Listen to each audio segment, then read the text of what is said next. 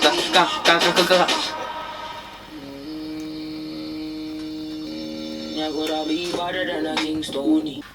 it's Scola. Hi, it's Kim. OMG, she's back. So basically, let's just get into it and we'll chat in a bit. So guys, it has been forever, but I have my sister back on my channel and what we doing, Kim? She's gonna ask me a bunch of questions. You're gonna ask me questions. Oh, right. Basically, the whole thing is me and Kim have started training again together. We've started training together again. Saw my channel in like 2013. Oh man, it was like a terrible time, but like a good time. A good time. We were like at our healthiest, and we were talking about it. How eating really good. We were on point with that. We were on point with working out and everything. And I think a huge part of it was that we were doing it together. Yeah. But yeah, basically we started working out together again, and we'll talk more about the program we're on because we're doing a 2-month thing. But we'll probably mention that a bit more in another video and what we're actually doing. But we do feel great after the first week. I feel a lot fitter, do you? I'm just trying to get my waist snatched. Trying to get her waist snatched because if you see her butt, you guys think my butt has like come out of nowhere. Her butt, like, it's like Godzilla. Kim used to work here in the countryside where we live, and then she got a city job about a year ago.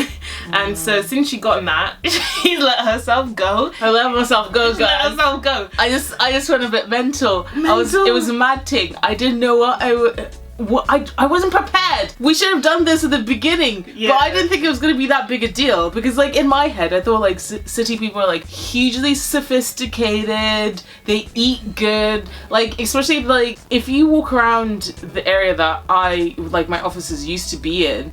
All the restaurants around there are like Pod, Fresh, Itsu, like Pure, Itsu, Wasabi, places like that you can get like relatively healthy stuff, like promote themselves as like healthy stuff. Like a place that has like quinoa, those are the places. If it has quinoa, you're like, yeah, that's probably healthy. Anyway, that is her story. So anyway, hit me with the questions. What's been one thing you've struggled with?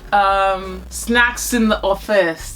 Right, so Kim has been coming home to tell me that they do these things called like Sainsbury's runs, which is just basically where they go to a convenience shop or the supermarket or whatever, and just because they're bored throughout the day, they don't want to be sitting around, they all go as a group and go and grab some snacks, and usually it's chocolate. If anyone who's gone to Sainsbury's knows about like fizzy fangs and strawberry laces, like I was having those probably every day. This is not how we were raised. I know. It's wild. Like, we've never been these people, but because she's in that environment where everyone else was doing it, so she felt like she needed to do it. And I think peer pressure in an office environment, especially in the city, can be such a huge thing because everyone's doing it. So you feel like, especially if it's your first job in the city, you want to fit in and you want to make friends. So you feel like you need to do all of these things so that you don't feel like an outcast. But I think it's so important to set a precedent that you're the type of person who doesn't do that, so then nobody finds it weird when you stop doing it. Because I think one thing Kim has said she's been struggling with now is that she doesn't like it when people make a comment about what she's eating or what she's doing because she's trying to be healthier now. So everyone's like, what are you doing?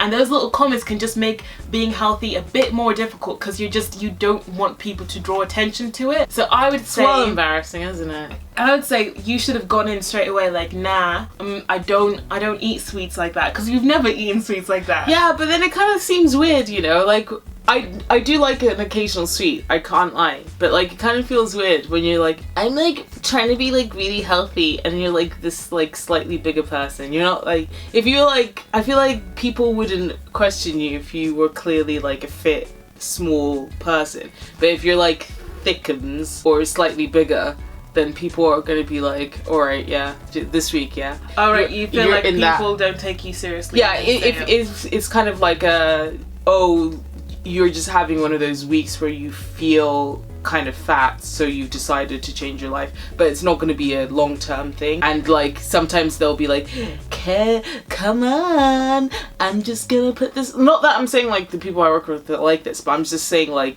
for other people, I find that even like when I was at school or whatever, like you'd have people who you'd be like, nah, I'm trying to be good, you know, and then they'd be like, come on, just this one's like almost purposely trying to sabotage you, and you're like, why? I think you will. So it kind of makes it really embarrassing, and then you kind of end up just going, you know what, I'll just have it. I get what you're feeling, but I think it's so important to block out what anybody else is saying, because trust me, other people will be your downfall, but they're not the ones that are going to have to live in your body forever. You're the one having to live in this body that you're unhappy with, that's not at the level you want it to be in, because at the end of the day, if someone's shoving something unhealthy in your face, they don't want the best for you.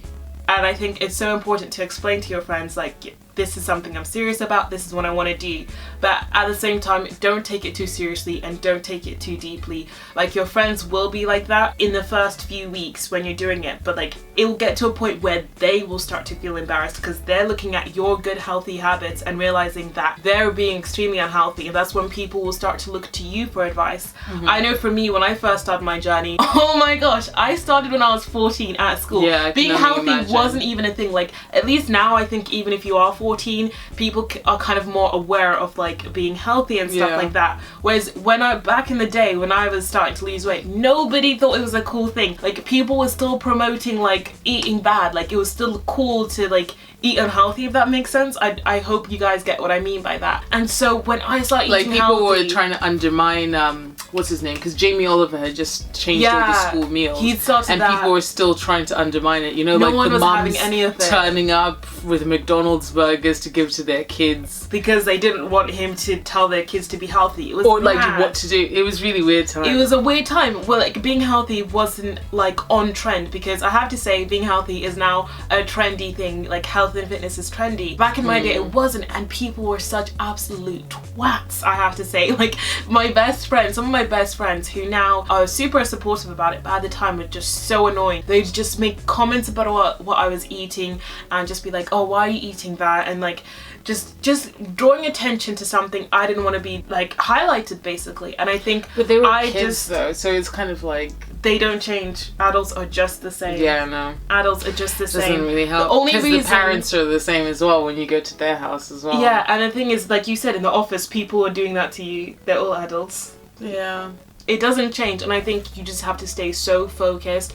And if there are people doing that, almost you want to avoid them, because usually your close friends, your good friends, won't do that to you. No. I have found quite a lot of people who are like really supportive. They're like, oh, you should try this, like recommending stuff to do, or like places to go that are a lot better and healthier, or like recommending, like swapping recipes and being like, this is what I do when I'm being really good. Hit you with one last question. I guess one thing you did struggle with, drinking. Oh my gosh, how are we not even talking about Yeah, that's like my biggest thing. I think drinking, the biggest change in my life. Yeah, I've never drank this much. No, not that I have a problem, but it's the culture. It's the culture. There's like leaving drinks, birthday drinks, events, because our company has a lot of events, and also just sometimes like towards like the end of the week or something, after like quite a hard week or something, people are like, hey, do you want to go to the pub after work and just like decompress? And also it's a really nice way of like socializing with other people in your company that you don't generally get to talk to. And I like to have fun and talk to people, but it's like kind of like oh, my drink has run out, I'll go get another one. And also I never used to drink wine as much as I do now. Yeah. And I think the wine is the worst thing in the world. Obviously, because wine is like 1,000 calories a bottle or whatever. I would say the drinking thing is that I used to hate wine. You have to mentally tell yourself how often you're going to drink. So this is something I've done, because even with my job, I could drink quite a lot, because every event you've just got free alcohol and you're like, oh my goodness, like, I'm not lying, I like a little bit of a tipple. So I would say that you have to tell yourself how often you're gonna drink, and that's what I do to myself now, because honestly, like, I could be drinking from Monday through to Sunday if I wanted to, just because there's always some kind of thing going on for me. So I would say I've been telling myself, okay, I'm gonna drink once a week the most. That's like how often I'm gonna drink, because any more than that, what am I drinking for, if that makes sense? Yeah. And it's like, if you have to drink to have a good time, that's not a good thing. It's not a good sign. It means it's not worth going to whatever you're going to if you need to be drinking there. So if you're going to someone's leaving drinks and to have fun, you feel like you have to drink then they're not. I'm quite lucky worth though. to Like hang out with. 2 of the people that I hang out with, They don't drink at all, and I'm always like looking at them like, how do you cope with these people? You know how they How do you cope. cope with like me? I'm like an ecstatic drunk person, like over the top. I would say, yeah, Like it's normally something you am. have to practice. Like, just tell yourself, okay, I'm only allowed to drink once a week. Figure out what day you want to drink the most and what you're going to be drinking as well, because that's good. So it's like just having one day that you drink, and when you do go drinking, just be mindful of the drinks that you do have. So instead of going for wine, go for the gin and tonic. Yeah, it might be a bit boring, but it's Bougie. like, if you're going to have wine, then just have one glass. But then I if don't you're really going like out to wine get anyway. tipsy, then go for a gin and tonic. Such a man. Like, we used to be so good, it's so bad, but we're gonna, hopefully, fingers crossed, pinky promise, we're gonna get back into it. Pinky promise. So yeah, also You guys, have to hang out with me all the time. Good luck to you, Missy. also if you guys like hearing us chat a lot, we do a podcast about movies and things, because that's what it's called.